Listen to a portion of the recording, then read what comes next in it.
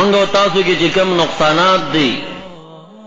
او پا آغا نقصاناتو کی او عظیم نقصان چی عام او خاص مشرانم پکی اخته شوی دی او ځوانانم پکی اخته دی او نارینه لا پریک دی چې ښځې پکی د ټولو نه زیاتې اخته دي چې هغه په کورونو کې د ډمانو جنکو کیسټې اورېدل د ډولکو آواز په غوږ راتلل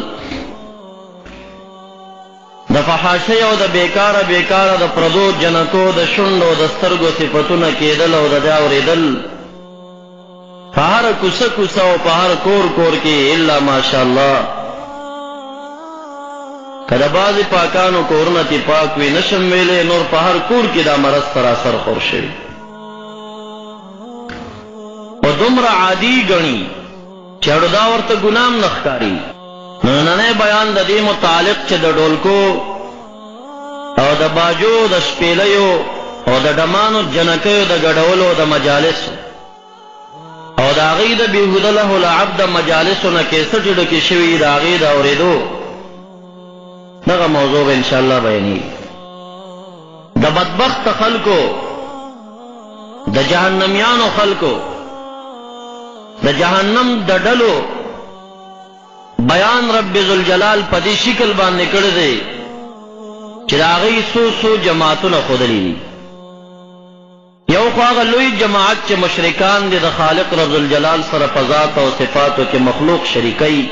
په هغه معنا چې کوم خالق ته ثابتوي هغه مشرکان دي هغه اسم د جهنم یوه ګروه ده یوه لویه ګروه خو هغه خلک چې د اسلام په جامه کې د جهنم د ډلې نه دي روژې نیسي منځونه کوي کلمې د شهادت ویلي منت باللهګانې خیز او تې کړي او بیا هم د جهنم د خلکو نه دي د هغې متعلق رب ذوالجلال قرآن کریم کی فرمائی وَمِنَ النَّاسِ مَنْ يَشْتَرِي لَهْوَ الْحَدِيثِ بعضی کسان هغه دي چې هغې لهو الحدیث باندې خرچی کوي په پیسو باندې اخلي او یا یشتری په معنا د یختارو باندې غوره کوي لهو الحدیث مجالس او امام بهقي هم ذکر کړي دا د عبدالله ابن مسعود رضی الله تعالی عنہ پر روایت باندې چې دا رب ذوالجلال د جهنم په جماعتونو کې یو ډله هغه اخیستې ده چې هغې د لهویاتو مجالس غوره کوي دا څوک دي او د لهو الحدیث ترجمه څه شی ده ابن مسعود رضی الله تعالی عنہ مبارک ته جواب کوي فقال الغناء والذي لا اله غیره فاغه ذات مې دې قسم وي چې د هغه نه سوا بل څوک د عبادت لایق نشته فاغه لوی ذات مې دې قسم وي چې لهو الحدیث د سندرو والا دی د خدای په ذات مې دې قسم وي چې لهو الحدیث د سندرو والا دی او چې رب ذوالجلال د جهنم په گروهونو کې هغه خلک ذکر کړي دي چې کم خلک د لهو الحدیث محفل کې کینی نا عبدالله ابن مسعود رضی الله تعالی عنہ په قسم تاکیدن پیش کړي چې زما د خالق په ذات قسم وي چې دا د سندرو مجلس دی او چې کم خلک د سندرو په مجلس کې ناست دي نو خالق رب جلال دغه یاد کړي چې دا جهنمیان دي کومه ګناه چې انسان نو شي د هغې ګناه علاج توبه ده داسې څوک به نه وي چې هغه به د سندرو کیسټ اورېدلی نه وي او دا کم چې د ډولکو په مجلس کې ناست دی او د ډولکو کیسټ یې اوري او دی وایي زه د شریعت پابند یم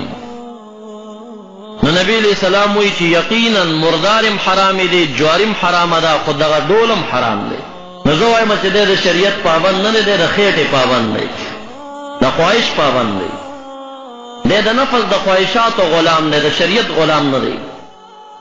که دی د شریعت غلام وی چې دا مردار خره غوښه نه خوري نو دی به د ډولکو په مجلس کې هم نه کېناست حرام خو یو شان حرام دی که خو په کور کې چې دا تنکۍ غوښه لږه بدبویه شي نو بیا یې اړی ګورې بیا هغه څه کوي هغه واړی دا د دې نه چې دا حرامه ده که دی د حرامو غمخور وی نو دا ډولکي حرامو په همدغه حدیث کې دا هم ویلی شوي وو هغه ډېر په خوند سره پکې ناست وي په هغې مجلس د خرو غوښه بیا نه خوري دا حرامه ده دا نه خورم نه دا د خېټې او د خواهش غلام دی هغه د نفس نه مني که مردار داغه نفس منلې چې د ډولکو مجلس قبلې نو هغه به هم قبول کړي په نفس او خواهش نه مني. دا ابو هريره رضی الله تعالی عنہ پر روایت سره فرمایي ان رسول الله صلی الله علیه وسلم یقینا محبوب علیہ الصلوۃ والسلام مبارک فرمایلا یمسخ قوم من امتی فی آخر الزمان قردة وخنازیرا. دے حدیث تا پغور سرزیر شئی کما حضرات رون رستو دا کیسٹ و ریکارڈ ناواز اوری ناری نئی کا زنانی لگ پغور سر متوجہ شئی.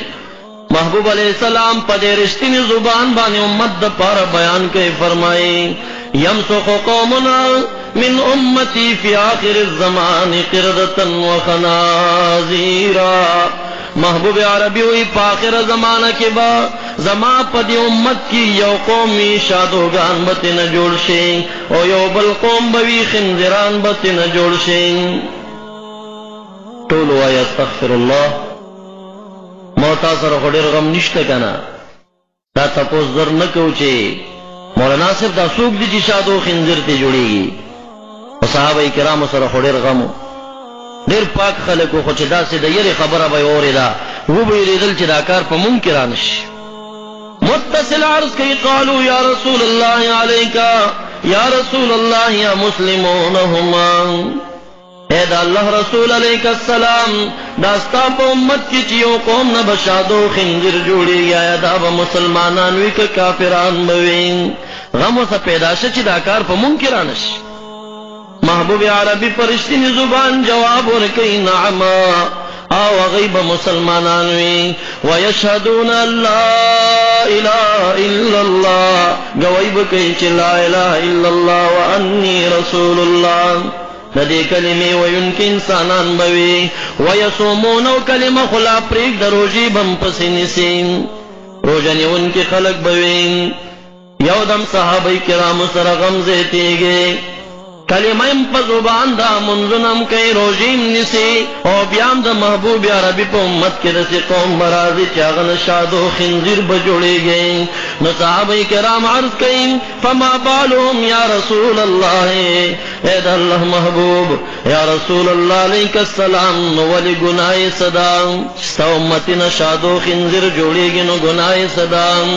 محبوب عربی پرشتین زبان جواب ورکئی اتخذ المعازف والقیناتا وجداد چه زما دغا امتیان اگر که کلمه بین ویلی وی روژ بین ویلی وی لیکن اغیبا دا باجو مجلسنو تزین کم مجلس کی چی باجی غگیگی یا با پلا باجی غگئی یا با دا باجو مجلس کی کینی یا دا باجو آواز بین پا غگنو رازین والقیناتی یعنی المغنیاتی اور دمانی جنکی چی گڑیگی اغا مجلس کے بشرکت کیا یا دا دمانو جنک کو آواز بھئی پغگنو رازین دغا خلقو نمشادو خنزر جوڑی گی. والدفوفا او یاد چمبو پا مجلس کے بازیری کئی یا بخپل چمبے غگیا. وشرب الاشربا مختلف قسم دا نشی مواد بسکین شراب بسکین پدغ اشپا بدوی شراب سکلیوین او دا دمانو جنکو یو مجلس کے بیشپرو نکڑیوین باجی بم غگی دلیوین چمبے بم والشویوین شراب بم ورکی باز اسکلیوین فباتو علا شرابیم ولہوہما فدغ لہویاتو مجلس کے بٹو لشپتی رکے شراب اسکلو کے بشپتی رکیں فاصبحوا وقد مسخوا کلچ سبیشی زان نب خبرم نہیں چی زان تا گوری نو چانا بشادو جوڑوی چانا بخنزر جوڑوی مسخشی ہوئی. دا شان محبوب علیہ السلام پروید دا ابو داود شریف بانلین امام ابو نعیم رحمت اللہ علیہ نقل کرد ابن ماجم نقل کرد محبوب علیہ السلام فرمائلے کونن فی امت اقوامنا خاما خابت تاکید زما پا امت کے بسڈل پیداش یستحلون الحریرا اور خمو جامو استعمال بروا گنی دور خمو جامو استعمال نارینو دا پار ناروا دے